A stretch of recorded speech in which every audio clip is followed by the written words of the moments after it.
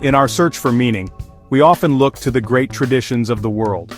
We ask big questions. What happens when we die? What is the purpose of this life? For centuries, one of the most profound answers has come from the high plateaus of Tibet. It is found in a remarkable text known as the Tibetan Book of the Dead. This is not a book in the way we might think of one today. It is a guide, a map for the soul on its most important journey. It was originally intended to be read aloud to those who were dying, or to those who had just passed away, helping them navigate the experiences that follow our final breath. It is a work of deep compassion and spiritual wisdom, born from a long and rich Buddhist tradition. The original Tibetan title is Bardo Thodol, which translates to liberation through hearing in the intermediate state. This name tells us something essential about its purpose. The Bardo is the state between death and the next rebirth. The book teaches that this is a time of great opportunity. It is a moment when the mind is free from the body, and it can achieve enlightenment, or liberation, if it recognizes the true nature of reality. The text describes the visions, the sounds, and the feelings that one might encounter in this state. It is a detailed manual, offering instructions and reassurances, helping the departed soul to find its way through what can be a confusing and overwhelming experience, a journey through the very fabric of the mind itself. The teachings within the Tibetan Book of the Dead come from a school of Tibetan Buddhism, founded by a great master named Padmasambhava in the 8th century. It is said that he hid these teachings, known as terma, or treasure texts, to be discovered at a later time, when the world would be ready for them. They were eventually revealed by a treasure finder named Karma Lingpa in the 14th century.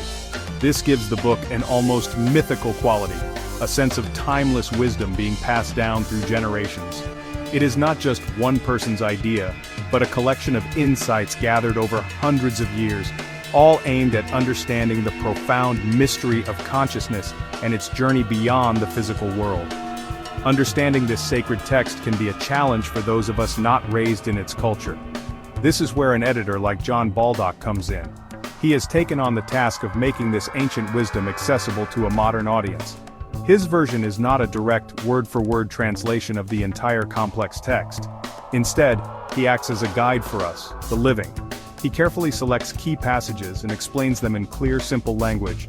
His goal is to build a bridge between our world and the world of ancient Tibet, allowing the core message of the Bardo Thodol to shine through without getting lost in complex philosophy or cultural details that might be difficult for a newcomer to grasp.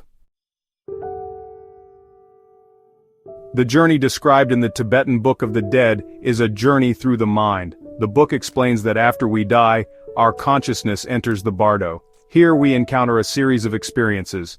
At first there is the experience of the clear light. This is said to be the purest state of our mind, our true nature. The book teaches that if we can recognize this light as our own essence, we can achieve liberation right then and there. It is a moment of pure, radiant awareness, free from all fear and confusion. This is the ultimate goal, to merge with this fundamental reality.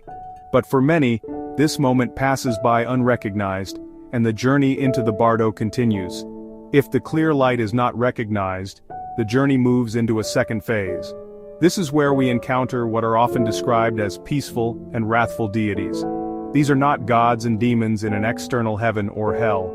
The book makes a crucial point. These figures are projections of our own mind. They are manifestations of our own karma, the sum of all our thoughts, words, and actions from our life. The peaceful deities represent our virtues, our kindness, and our positive tendencies. The wrathful deities, with their fearsome appearances, represent our anger, our greed, and our ignorance. The challenge is to see them not as something separate from us, but as reflections of our own inner world. This concept of karma is central to the entire text. Everything we experience in the Bardo is a direct result of how we lived our lives. Our thoughts and actions create ripples that follow us, shaping our reality even after death. This is not about punishment or reward from an outside force. It is a natural process, like a seed growing into a plant. A life filled with compassion and wisdom leads to peaceful experiences in the Bardo. A life dominated by negative emotions leads to frightening and chaotic visions. The book is therefore a powerful reminder that how we live each day matters deeply, as we are constantly shaping the journey our mind will one day take. The ultimate purpose of this guidance is to help the consciousness navigate these visions without fear. By understanding that these appearances are just our own mind at play, we can be free from them. The instructions in the book repeatedly tell the departed, do not be afraid, do not be terrified, recognize these visions for what they are. It is a call to be brave and aware. By maintaining this awareness, the consciousness can avoid being drawn into a lower rebirth caused by fear or attachment. Instead, it can choose a favorable rebirth, one that will allow it to continue its spiritual path. The book is a tool for empowerment, even in the face of the greatest unknown. John Baldock's edition of the Tibetan Book of the Dead is designed specifically for people like us who are curious but may not be experts in Tibetan Buddhism.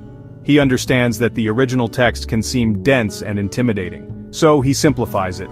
He uses short sentences and clear explanations to unpack the big ideas. He doesn't try to present the entire unabridged text. Instead, he focuses on the most important themes, giving us a solid foundation for understanding. His work is less of a strict translation and more of a guided tour. He takes our hand and walks us through the core concepts, explaining the meaning of the bardo, the nature of the mind, and the importance of karma in a way that resonates with a 21st century reader. One of the most powerful tools Baldock uses is imagery. His book is filled with beautiful, full-color photographs of Tibetan art. We see intricate Thangka paintings, stunning mandalas, and powerful statues of Buddhist figures. These are not just decorations, they are teaching tools. For centuries, Tibetan Buddhism has used art to convey complex spiritual ideas. A painting of a wrathful deity, for example, can show us the raw energy of anger more directly than words ever could. By including this art, Baldock helps us connect with the material on an emotional and intuitive level. The pictures bring the text to life, making the abstract concepts of light, energy, and consciousness feel more tangible and real. This approach makes the book incredibly valuable for a wide range of people. Of course, anyone interested in Buddhism or spirituality will find it a wonderful starting point. It provides a clear and accessible entry into a deep and complex tradition. But its appeal goes beyond that. Students of art history will appreciate the stunning collection of Tibetan masterpieces and the explanations of their symbolism. People interested in psychology might see fascinating parallels between the Bardo states and modern theories about consciousness and the subconscious mind. Even someone simply contemplating the big questions of life and death will find wisdom and comfort within its pages. It is a book that speaks to a universal human curiosity. It is important to remember what this book is and what it is not. John Baldock's version is an introduction. It is a gateway. It does not contain the complete original text of the Bardo Thodol. For scholars or dedicated Buddhist practitioners who need the full, detailed scripture, other, more academic translations would be necessary. Baldock's purpose is different. He aims to spark interest, to demystify a subject that can seem foreign and unapproachable. He succeeds by offering a taste of this profound wisdom, presented in a beautiful and digestible format. He gives us the key so that we may decide if we wish to open the door and explore further on our own. Perhaps the most important lesson from the Tibetan Book of the Dead is that it is not just about death. It is a book about life. Its teachings are meant to be used right here, right now, in our everyday existence. The Bardo is not just a place we go when we die. We experience Bardo-like states all the time. The space between thoughts, the moment between sleep and waking, or a time of great change in our lives, these are all intermediate states. By learning to be mindful and aware in these small gaps, we are practicing for the great transition to come. The book teaches us to live with intention, knowing that every moment is an opportunity for awareness and growth. The wisdom of this text encourages us to look at our own minds. It asks us to become familiar with our own thoughts and emotions. Are we controlled by anger, jealousy, or desire? Or are we cultivating compassion, patience, and wisdom? The peaceful and wrathful deities we might meet in the afterlife are already living within us. They are the energies that drive our daily lives. By recognizing them now, by working with them through meditation and mindfulness, we reduce their power to overwhelm us later. In this way, the book becomes a practical manual for psychological and spiritual well-being. It is a guide to taming our own inner world and finding peace. John Baldock's edition makes this life-affirming message wonderfully clear. By simplifying the language and providing visual aids, he helps us see that these ancient teachings are not just for monks in remote monasteries. They are for everyone. They offer a timeless perspective on how to live a more meaningful and fearless life. The book reminds us that death is not an end to be feared, but a natural transition. And the best way to prepare for that transition is to live fully and consciously, to fill our lives with as much light and kindness as we can. This transforms the idea of death from a source of anxiety into a catalyst for living a better life today. In the end, this version of the Tibetan Book of the Dead is special because it makes profound wisdom feel close and personal. It takes a sacred text from a distant time and place and shows us how relevant it remains. It is a beautiful and gentle introduction to one of the world's great spiritual treasures. It does not pretend to be the final word on the subject, but rather an inviting doorway.